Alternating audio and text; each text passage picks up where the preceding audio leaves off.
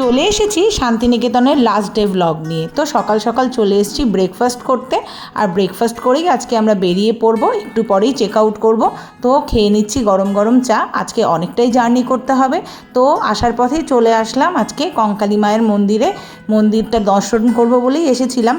পুজো দেওয়ার কোনো প্ল্যান ছিল না, কিন্তু হঠাৎ মনে হলো আজকে যখন ফাঁকা আছে তাহলে পুজোটা দিয়েই দিই। আর এটা ভেবেই খুব আনন্দ হচ্ছিল যে মা হয়তো আমার হাতের পুজোটা চায়, তাই জন্যই পুজোটা দিতে পারলাম। তো ব্যাস হয়ে গেছে আমার পুজো দেওয়া। পুজো দেওয়ার পরে মনে একটা আলাদাই শান্তি অনুভব করছিলাম। আর সেদিন প্রচণ্ড পরিমাণে গরমটা বেশি ছিল। তো এই যে আমরা এখন চলছি বাড়ির উদ্দেশ্যে। তো বর্ধমানে একটা রেস্টুরেন্টে দাঁড়ালাম, দ্য লাঞ্চ বক্স নামে।